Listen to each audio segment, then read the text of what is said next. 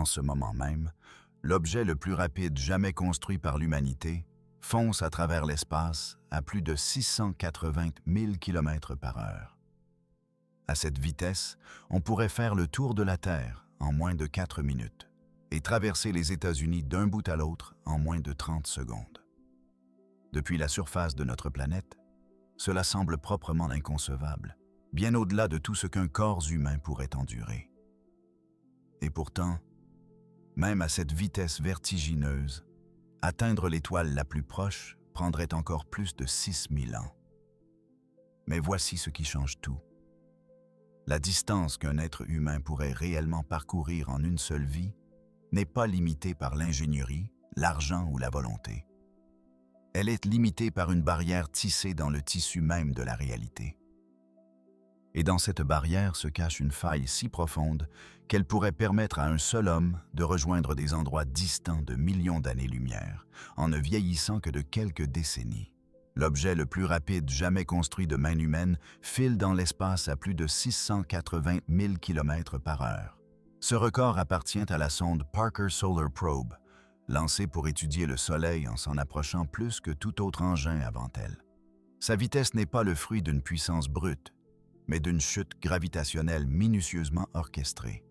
Chaque fois que Parker plonge vers le Soleil, la gravité l'accélère davantage, convertissant l'altitude en vitesse, comme une pierre qui s'emballe en tombant au fond d'un puits. À cette allure, les distances terrestres perdent tout sens. On irait de Paris à Marseille en moins d'une seconde. Un battement de paupières suffirait à traverser un océan. Par toute mesure humaine, c'est un mouvement extrême, plus rapide qu'une balle, plus rapide qu'un météore entrant dans l'atmosphère, plus rapide que tout ce qu'un organisme vivant pourrait survivre. Et pourtant, cette vitesse prodigieuse se heurte immédiatement à un problème qu'aucune intuition ne peut résoudre. L'espace n'est pas simplement grand, il est vaste d'une façon qui brise toute échelle humaine. Même à 680 000 km par heure, la sonde Parker mettrait plus de 6600 ans pour atteindre Proxima Centauri, l'étoile la plus proche au-delà de notre Soleil. Cette étoile n'est qu'à 4,24 années-lumière de nous, pratiquement la porte d'à côté à l'échelle cosmique. Un voyage commencé quand les premiers humains peignaient sur les parois des grottes ne serait toujours pas terminé aujourd'hui. Une civilisation entière pourrait naître, se fragmenter et disparaître pendant que la sonde dériverait silencieusement entre les étoiles. C'est le premier choc de l'échelle cosmique. La vitesse cesse de compter bien plus vite qu'on ne le croit. Pendant la majeure partie de l'histoire humaine, la vitesse maximale d'un être humain était celle d'un cheval au galop. Cette limite a tenu pendant des dizaines de milliers d'années. L'ère industrielle l'a brisée. Les trains ont traversé les continents. Les avions ont franchi les océans. Les fusées ont quitté la Terre. En moins d'un siècle, l'humanité s'est passée de la marche à pied au lancement de machines dans l'espace interplanétaire. Mais l'espace ne récompense pas le progrès de façon linéaire. Chaque pas vers l'extérieur révèle un nouvel ordre de grandeur, comme gravir une montagne pour découvrir qu'elle n'est que le premier contrefort d'une immense chaîne. Pour comprendre à quel point même nos engins les plus rapides restent dérisoires, imaginons ce que représente une vie humaine en mouvement. Supposons que vous puissiez voyager à bord de la Parker Solar Probe en ignorant les températures températures dépassant 1300 degrés Celsius, les radiations, le vide et les accélérations. Supposons que vous voyagiez en continu à sa vitesse maximale pendant 80 ans, soit la durée d'une longue vie humaine. Vous couvririez alors environ 5 000 milliards de kilomètres. Ce chiffre paraît immense. Il contient 12 zéros. Il semble infini. Mais dans le langage que l'espace utilise réellement, cette distance équivaut à seulement 0,05 années-lumière. L'étoile la plus proche est plus de 80 fois plus éloignée. Vous auriez consacré toute votre existence à voyager sans jamais vous approcher de quitter notre voisinage stellaire local. C'est comme marcher sans s'arrêter toute sa vie et découvrir qu'on a traversé moins d'un pâté de maison Parce que la carte n'a jamais été dessinée à l'échelle humaine. Même quitter l'influence du Soleil s'avère plus difficile que l'intuition ne le suggère. Au-delà des orbites familières semi des planètes s'étend un vaste nuage sphérique de débris gelés appelé le nuage d'Oort. Il s'étend des dizaines de milliers de fois plus loin du Soleil que la Terre, formant la frontière la plus extérieure de l'emprise gravitationnelle solaire. C'est là que se trouve la véritable limite de notre système solaire, non pas là où les planètes s'arrêtent, mais là où le Soleil perd finalement son emprise. Aux vitesses maximales actuelles, atteindre même le bord intérieur de ce nuage prendrait des centaines d'années. Une vie humaine ne suffirait pas à vraiment laisser le Soleil derrière soi. On mourrait encore dans sa famille gravitationnelle étendue, bien avant d'entrer dans l'espace interstellaire. Pour une comparaison plus concrète, regardons Voyager 1. Lancé en 1977, Voyager 1 est l'objet fabriqué par l'homme le plus éloigné de la Terre. Depuis presque un demi-siècle, elle s'éloigne du Soleil à environ 60 et 1000 km/h. Elle a franchi la frontière où le vent solaire cède la place au gaz ténu entre les étoiles. Les manchettes ont annoncé qu'elle avait quitté le système solaire. Et dans un sens technique, c'est vrai. Mais la gravité raconte une autre histoire. Voyager 1 reste solidement lié au Soleil et le restera pendant des dizaines de milliers d'années. Elle ne s'échappera pleinement de son influence gravitationnelle que longtemps après que l'espèce humaine elle-même aura peut-être disparu. Après presque 50 ans de voyage continu, Voyager 1 a parcouru environ 24 milliards de kilomètres. Un exploit remarquable à l'échelle humaine, mais moins de 0,03% de la distance qui nous sépare de l'étoile la plus proche. Si le voyage vers Proxima Centauri était réduit à la proportion d'un trajet en voiture de Paris à Moscou, Voyager 1 n'aurait parcouru qu'une trentaine de mètres en presque un demi-siècle. Vous pourriez encore voir votre point de départ. La lumière elle-même révèle à quel point cet écart est extrême. La lumière voyage à environ 300 000 km par seconde. L'ensemble du voyage de 47 ans de voyager équivaut à environ 20 heures de trajet lumineux, moins d'une seule journée. Ce n'est pas un échec de l'ingénierie. C'est une confrontation avec la géométrie. Le système solaire n'est pas une collection de planètes flottant dans un vide modeste. C'est une minuscule oasis enchâssée dans un désert interstellaire si vaste que même nos machines les plus audacieuses le traversent à peine en rampant. Les distances ne sont pas calibrées pour les voyageurs. Elles le sont pour les étoiles, pour la gravité, pour la lumière. Cette prise de conscience reformule la question de l'exploration. Le problème n'est pas de savoir comment aller 2 ou 10 fois plus vite. Même en multipliant notre vitesse actuelle par 10, le voyage interstellaire resterait totalement hors de portée pour une vie humaine. 100 fois plus vite ne suffit toujours pas. Le gouffre entre les planètes et les étoiles n'est pas une différence de degré. C'est une différence de nature. C'est là que la première illusion du voyage spatial s'effondre. Quand on imagine des voyages vers les étoiles, on envisage instinctivement des moteurs plus puissants, des fusées plus grandes, des carburants plus efficaces. On imagine le progrès comme une ligne droite qui prolonge ce qui existe déjà, mais l'espace ne récompense pas les lignes droites. Il exige des ruptures fondamentales. Traverser des distances interstellaires, ce n'est pas comme traverser des océans ou des continents. C'est comme essayer de traverser le temps lui-même. Aux vitesses que nous pouvons actuellement atteindre, une vie humaine suffit à peine à explorer notre voisinage cosmique immédiat. Mars, les astéroïdes, peut-être les planètes extérieures. Les étoiles restent effectivement hors de portée, non pas parce qu'elles sont inatteignables en principe, mais parce que la distance écrase la durée. Et cela nous amène à la véritable frontière. La distance qu'un humain peut traverser en une vie n'est pas fixée par le courage, le financement ou l'ambition. Elle est fixée par la façon dont l'univers traite l'espace, la vitesse et le temps. Dès qu'on quitte la Terre, la distance cesse de se comporter comme nos instincts l'attendent. Sur le sol, la distance est quelque chose que l'on ressent. Une longue marche est fatigante. Un long trajet en voiture demande de la patience. Un vol transocéanique se perçoit dans le corps parce que des heures s'écoulent et que les paysages changent. La distance est liée à l'effort et au temps d'une façon que nos cerveaux ont évolué pour comprendre. L'espace brise cette connexion presque immédiatement. La raison est simple, mais dévastatrice. L'espace se mesure en lumière, pas en mouvement. La règle fondamentale de l'univers n'est pas le kilomètre, mais la distance que la lumière elle-même peut parcourir en un an. Une année-lumière n'est pas une mesure de temps. C'est une longueur, environ 9500 milliards de kilomètres.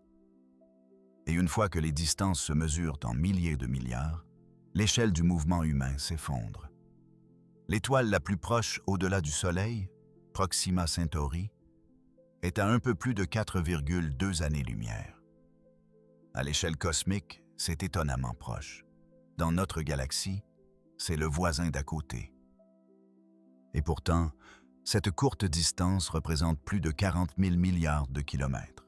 Des chiffres comme celui-là cessant de signifier quoi que ce soit émotionnellement. Ils flottent, libérés de toute intuition. Pour en avoir une idée, imaginons que l'ensemble du système solaire soit réduit à la taille d'une assiette. Dans ce modèle, la Terre serait un grain de sable en orbite autour d'un soleil de la taille. D'un grain de poivre, Neptune, la planète la plus éloignée, tournerait près du bord de l'assiette. Tout ce que l'humanité a jamais exploré directement tiendrait confortablement dans cet espace minuscule. Maintenant, où serait l'étoile la plus proche? Pas sur la table, pas dans la pièce, pas même dans le bâtiment. Elle serait à plusieurs kilomètres. Voici la vérité cachée sur l'espace interstellaire. Les planètes Sun-Belly planètes sont regroupées étroitement autour de leurs étoiles comme des perles enfilées sur des épingles isolées. Entre ces épingles s'étend un vide si immense que même la lumière met des années à le traverser. À première vue, le problème du voyage interstellaire ressemble à un défi d'ingénierie. Si la distance est trop grande, construisez des moteurs plus rapides. Si le carburant s'épuise, en emportez davantage. Cette logique a magnifiquement fonctionné sur Terre. Elle nous a porté des voiles à la vapeur, des hélices aux réacteurs, des ballons aux fusées capables de quitter la planète. Mais dans l'espace, cette logique se brise. La raison est que chaque fusée jamais construite, aussi avancée soit-elle, obéit à la même règle fondamentale. Une règle si stricte qu'elle ne se soucie pas de notre intelligence, de notre richesse ou de notre désir d'atteindre les étoiles. Elle est inscrite dans les mathématiques du mouvement lui-même. Cette règle a été formulée au début du XXe siècle par Konstantin Tsiolkovsky, un instituteur qui a posé les bases de l'astronautique des décennies avant que la première fusée ne quitte jamais la Terre. Son intuition était simple et dévastatrice. La vitesse qu'une fusée peut atteindre ne dépend pas de sa puissance, mais de la rapidité à laquelle elle peut éjecter de la masse vers l'arrière, et de la quantité de masse qu'elle doit emporter pour le faire. C'est ce qu'on appelle l'équation de la fusée, et elle gouverne tout, des feux d'artifice aux lanceurs les plus puissants. L'équation ne croît pas doucement, elle croît de façon exponentielle. Chaque gain de vitesse supplémentaire exige plus de carburant que le précédent, non pas de façon linéaire, mais selon une courbe qui s'accentue rapidement jusqu'à devenir presque verticale. La propulsion chimique, celle qui a alimenté chaque vol spatial de l'histoire, repose sur la combustion de carburant et l'éjection de gaz chaud. Même les réactions chimiques les plus efficaces que nous connaissons sont limitées par la chimie elle-même. Les liaisons chimiques ne peuvent libérer qu'une certaine quantité d'énergie. Avec des fusées chimiques, la vitesse d'échappement plafonne à quelques kilomètres par seconde. Pour aller plus vite, il faut emporter plus de carburant. Mais ce carburant a une masse, et cette masse doit elle-même être accélérée en utilisant encore plus de carburant. C'est un cercle vicieux. Essayez de concevoir une fusée chimique capable d'atteindre seulement 1% de la vitesse de la lumière, et les calculs explosent. La masse de carburant requise ne devient pas simplement grande, elle devient absurde.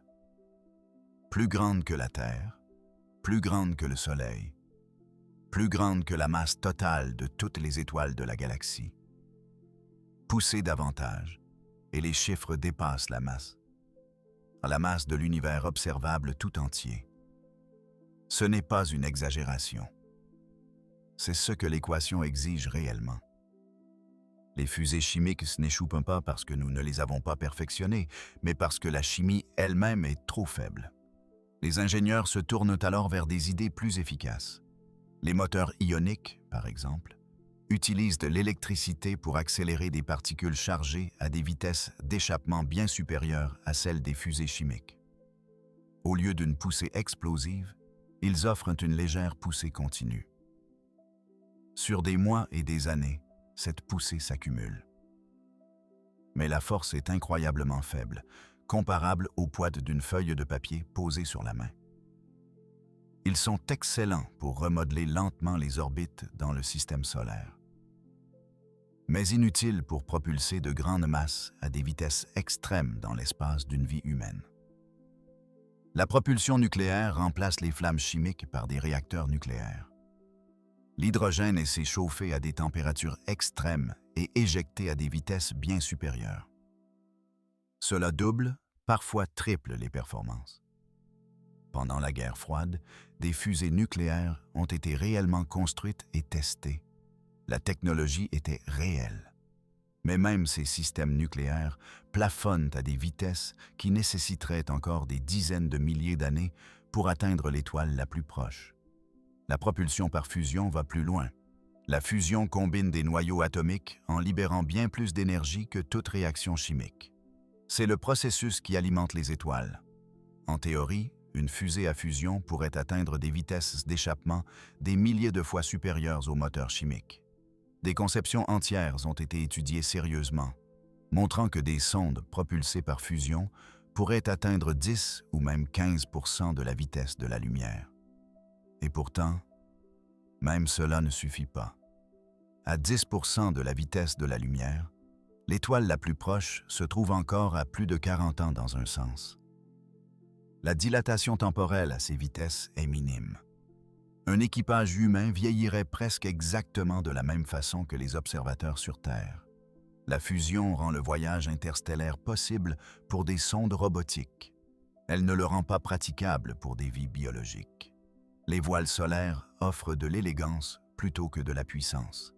Elles utilisent la lumière elle-même, les photons rayonnants du soleil ou d'un laser, pour pousser une surface réfléchissante vers l'avant.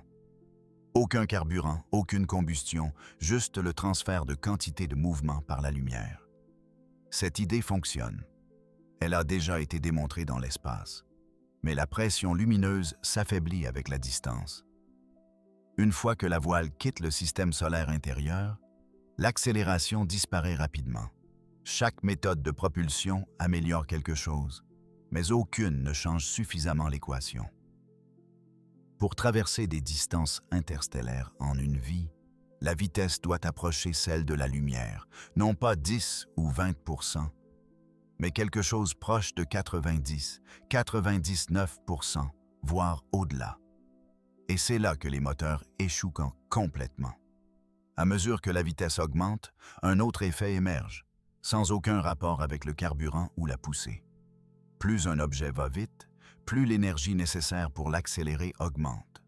Non pas de façon linéaire, non pas de façon quadratique, mais de façon catastrophique. Plus on va vite, plus l'univers résiste à une accélération supplémentaire. Cette résistance n'est pas un frottement. Ce n'est pas un défaut de conception. C'est une caractéristique fondamentale du lien entre énergie et mouvement. À mesure que la vitesse approche celle de la lumière, l'énergie n'ajoute pas simplement de la vitesse, elle ajoute de l'inertie. L'objet se comporte comme s'il devenait de plus en plus lourd, nécessitant exponentiellement plus d'énergie pour chaque incrément supplémentaire de vitesse. Les moteurs ne deviennent pas simplement impraticables à ces vitesses, ils deviennent non pertinents. Vous pourriez avoir un moteur parfait, sans perte et d'une efficacité infinie, et vous feriez face au même mur. L'énergie elle-même devient le facteur limitant. C'est le moment où le récit des moteurs toujours meilleurs s'effondre. Le voyage interstellaire n'est pas une question de puissance. C'est une question de la façon dont la réalité traite le temps, l'énergie et le mouvement poussé à l'extrême. Pour aller plus loin dans une vie, les moteurs seuls ne peuvent pas nous sauver. Quelque chose de plus radical est nécessaire. Quelque chose qui ne fait pas qu'augmenter la vitesse, mais qui change la façon dont le temps est vécu par le voyageur. Pendant des siècles, les humains ont supposé que le temps était absolu. Un rythme universel battant de façon identique pour tout le monde, partout. Les secondes s'écoulaient de la même façon sur une montagne que dans une vallée. Les années se déroulaient de la même façon sur Terre que partout ailleurs dans l'univers. La distance pouvait changer, la vitesse pouvait changer, mais le temps lui-même semblait intouchable. Cette hypothèse était fausse. En 1905, un jeune commis de brevet de 26 ans nommé Albert Einstein la démonta avec une seule idée. La vitesse de la lumière est la même pour tous les observateurs, quelle que soit leur vitesse. Cette affirmation semble anodine, mais elle fait exploser tout ce que nous croyons savoir sur le mouvement. Si la vitesse de la lumière ne peut pas changer, alors quelque chose d'autre doit changer. Ce quelque chose, c'est le temps. Quand un objet se déplace dans l'espace, il ne change pas seulement de position. Il change la rapidité à laquelle le temps s'écoule pour lui. Plus il va vite, plus son horloge interne avance lentement par rapport aux horloges qui restent derrière. Cet effet s'appelle la dilatation temporelle, et il n'est ni philosophique ni spéculatif. Il a été mesuré, testé et confirmé à maintes reprises depuis plus d'un siècle. La dilatation temporelle signifie que le mouvement dans l'espace vole du temps au mouvement dans le temps. À des vitesses ordinaires, l'effet est minuscule. Un passager dans un avion commercial vieillit de quelques milliardièmes de seconde de moins que quelqu'un resté au sol. Les horloges atomiques peuvent détecter la différence, mais les corps humains ne le peuvent pas. Pour nous, le temps semble toujours absolu. Mais à mesure que la vitesse augmente, l'effet se compose. À 10% de la vitesse de la lumière, le temps ne ralentit que légèrement, à peine assez pour avoir de l'importance. À 50%, cela devient perceptible. À 90%, c'est profond.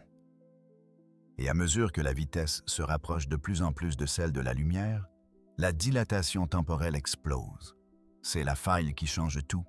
Imaginez un vaisseau spatial voyageant à 90% de la vitesse de la lumière. Du point de vue de la Terre, ce vaisseau met un peu plus de 4 ans pour parcourir 4 années-lumière. Rien d'étrange jusque-là. Mais à bord du vaisseau, le temps s'écoule plus lentement. Pour chaque année qui passe sur Terre, seulement environ 5 mois s'écoulent pour le voyageur. La distance ne rétrécit pas, la vitesse ne dépasse pas celle de la lumière.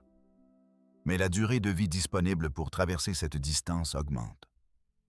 Poussez la vitesse plus haut, jusqu'à 99% de la vitesse de la lumière, et l'effet s'intensifie.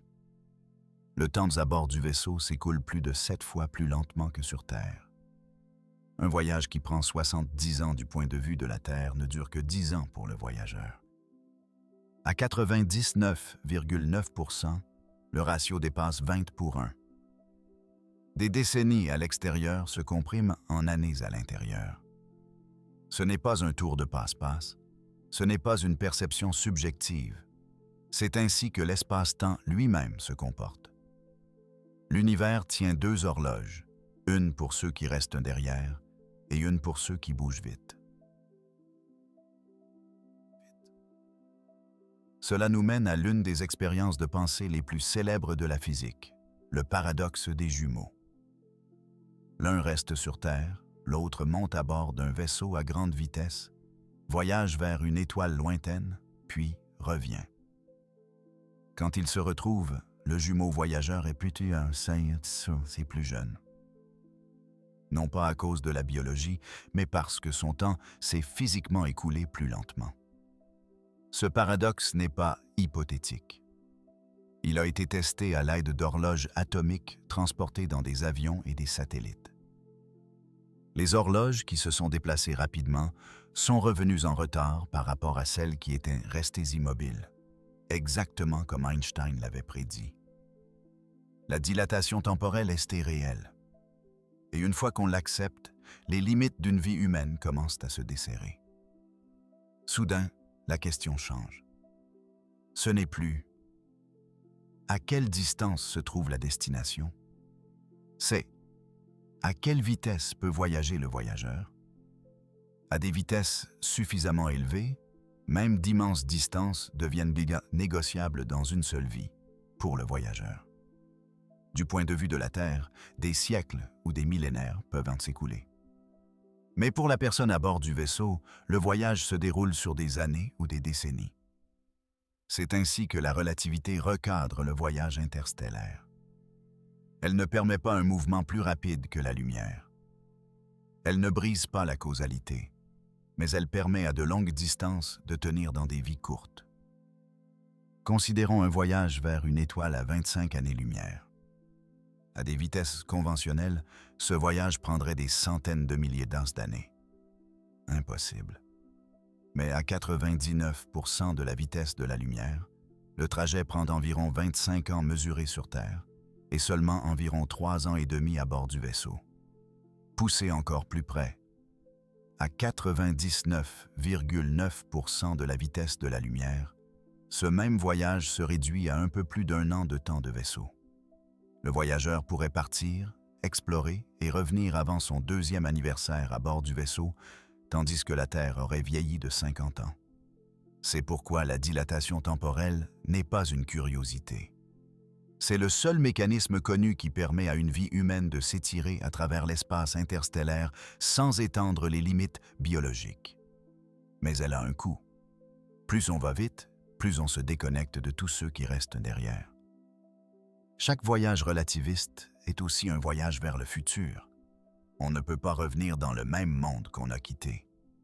Les civilisations changent, les langues évoluent, des cultures entières naissent et s'effondrent pendant qu'on n'expérimente que quelques années. La dilatation temporelle préserve le voyageur, mais l'abandonne à son époque, et l'univers fait payer cher ce privilège. À mesure que la vitesse augmente, les besoins en énergie croissent de façon catastrophique. Le même facteur qui ralentit le temps augmente également l'inertie effective du vaisseau. Approcher la vitesse de la lumière, c'est comme escalader une montagne dont la pente devient un mur vertical. C'est pourquoi la vitesse de la lumière reste une limite infranchissable, non pas parce que les moteurs échouent, mais parce que les besoins en énergie approchent l'infini. Pourtant, les équations permettent quelque chose de remarquable.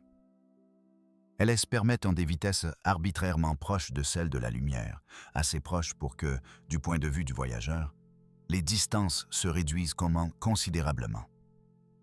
Non pas parce que l'espace se contracte pour tout le monde, mais parce que le temps disponible pour le traverser se dilate. Mais même là, la relativité n'offre pas d'échappatoire gratuite. On peut aller loin, on peut aller vite, mais on ne peut pas fuir les conséquences. Chaque voyage relativiste va dans un seul sens dans le temps. Même si on revient dans l'espace, on revient dans un futur qui ne nous appartient plus. Les amis ont disparu. L'histoire a continué. On est devenu un artefact d'un moment évanoui. Cela transforme le voyage interstellaire, de l'exploration en exil. Une vie humaine peut atteindre des distances extraordinaires si le voyageur est prêt à abandonner son lien avec le monde d'où il vient. Plus on va loin, plus cet abandon devient complet. Une fois que la dilatation temporelle entre en jeu, la question de la distance change complètement. L'espace ne se soucie plus de la durée d'un voyage pour l'univers. Ce qui compte, c'est combien de temps il dure pour le voyageur. Et cette distinction transforme la carte de ce qu'une vie humaine peut contenir. À des vitesses relativistes, une vie cesse d'être un couloir étroit pour devenir un entonnoir qui s'élargit. Plus on va vite, plus on peut compresser de distance dans la même durée biologique. à environ 90% de la vitesse de la lumière, le temps à bord d'un vaisseau s'écoule un peu plus de 2 fois moins vite que sur Terre. Un voyage de 50 ans selon les horloges terrestres ne se ressentirait que comme un peu plus de 20 ans pour le voyageur. Dans ce temps, un être humain pourrait atteindre des étoiles situées à des dizaines d'années-lumière, pousser la vitesse à 99% de la vitesse de la lumière, et l'effet s'accélère. Le temps ralentit d'un facteur d'environ 7. Soudainement, des distances qui nécessitaient autrefois des générations se réduisent à quelque chose ressemblant à une longue expédition. Une personne pourrait quitter la Terre dans la vingtaine et atteindre des systèmes stellaires à des centaines d'années-lumière avant que la vieillesse ne s'installe. À 99,9%, la transformation devient presque irréelle. Le temps ralentit de plus de 20 fois. En une seule vie biologique, un voyageur pourrait traverser plus de 1000 années-lumière, un volume d'espace contenant des millions d'étoiles.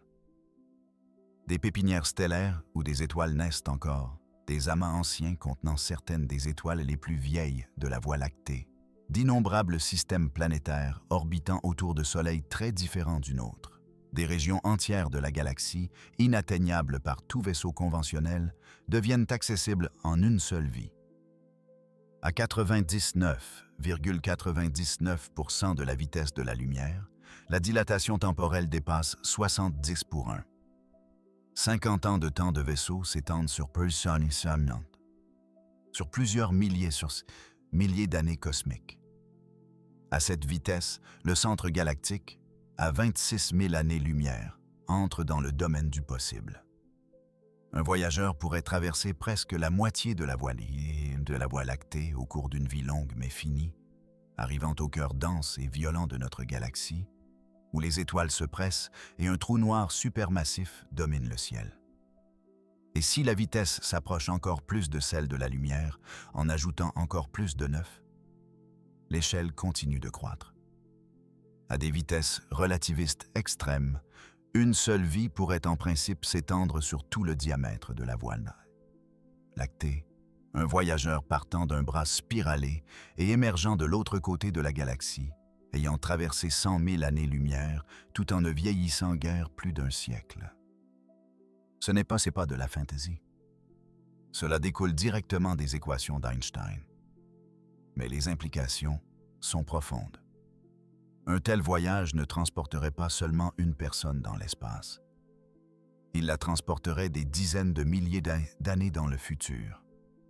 La Terre serait méconnaissable. La civilisation humaine pourrait s'être transformée au-delà de toute compréhension ou avoir entièrement disparu. Au-delà de notre galaxie se trouvent des galaxies satellites, de petites compagnes en orbite autour de la nôtre. À des vitesses suffisamment élevées, elles aussi deviennent accessibles en une vie humaine prolongée. Des systèmes stellaires entièrement séparés, chacun avec sa propre histoire et sa propre structure, pourraient n'être explorés par un seul individu qui vivrait le voyage en quelques décennies plutôt qu'en des millénaires. Et puis, il y a la galaxie d'Andromède. Andromède se trouve à environ 2,5 millions d'années-lumière.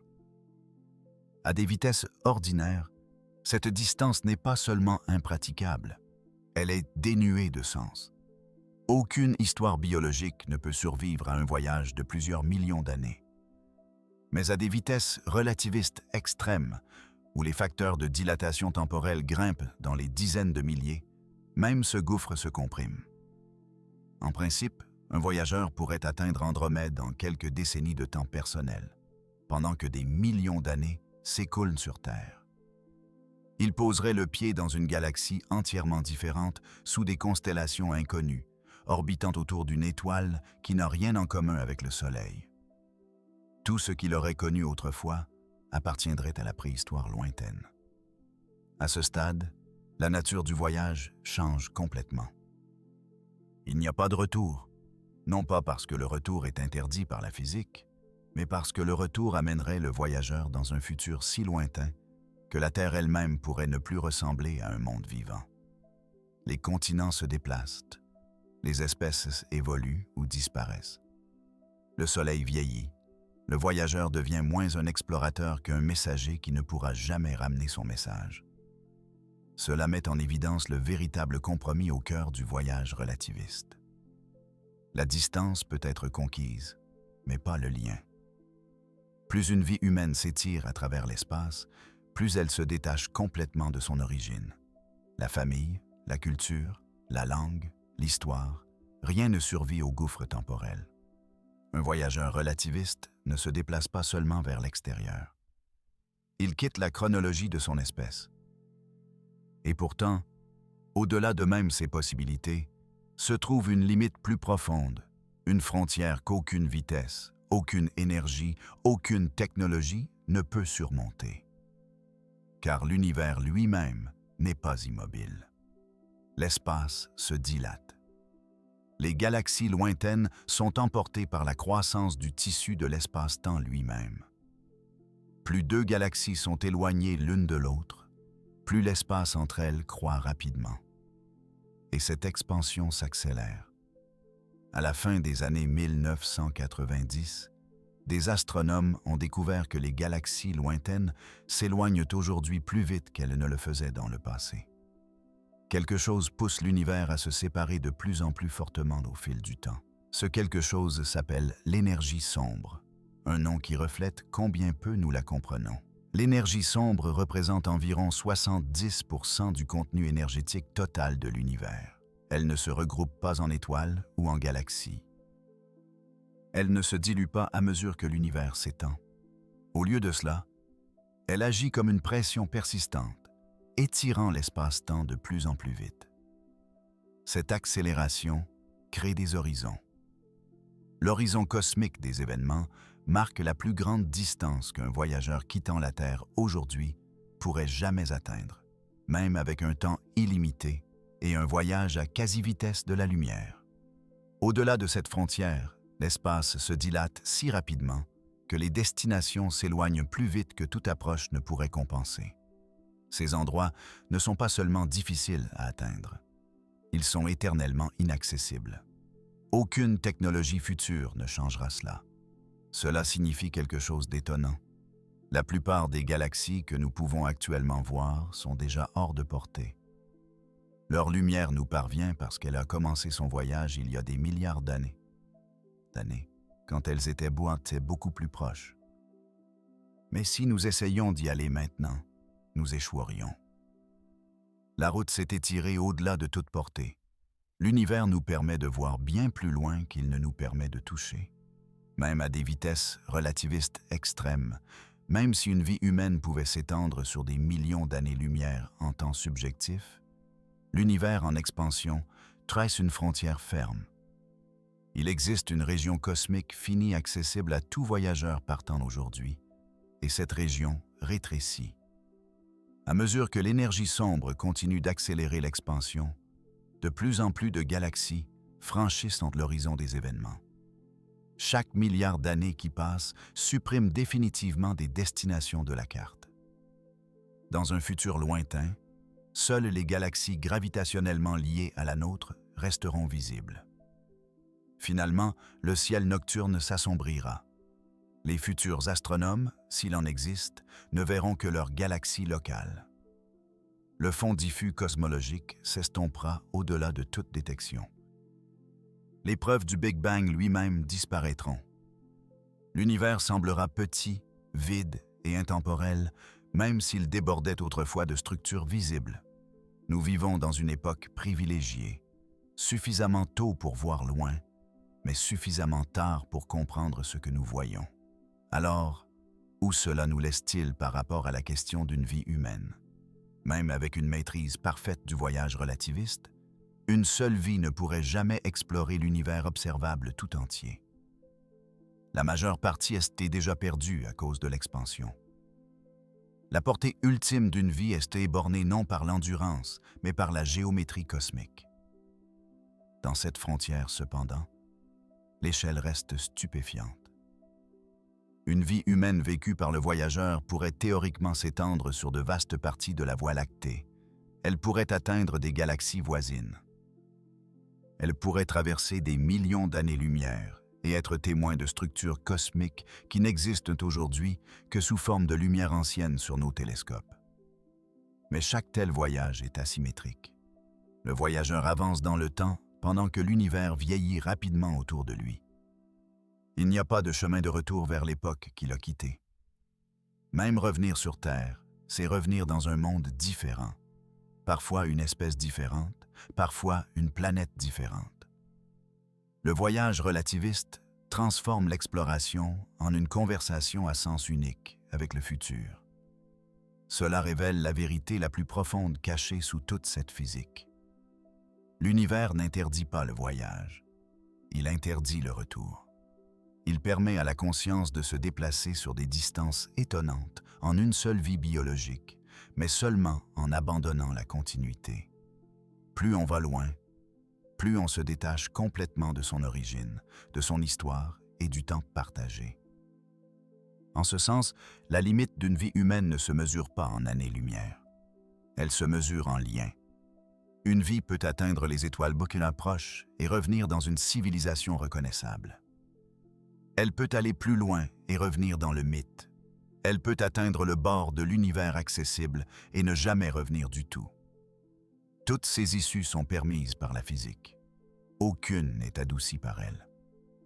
Alors, jusqu'où un être humain pourrait-il réellement voyager en une seule vie? Avec la technologie d'aujourd'hui, guère au-delà du Soleil. Avec des systèmes de propulsion avancés, peut-être le système solaire extérieur, avec des moteurs de pointe, des étoiles voisines, à grands coups, avec la maîtrise relativiste, à travers des galaxies, au prix du temps lui-même. Et au-delà, se trouve une frontière qu'aucun voyageur ne peut franchir, quelle que soit sa vitesse ou la durée de sa vie. L'univers n'est pas infini pour nous, mais il est vaste au-delà de toute compréhension. Dans une seule vie, un être humain pourrait théoriquement être témoin de merveilles s'étendant à des échelles galactiques, vivre des épopées qui passeraient comme des saisons et voyager plus loin que tout mythe ou légende ne l'a jamais imaginé. Mais ce voyage ne serait pas une conquête de l'espace. Ce serait une négociation avec le temps.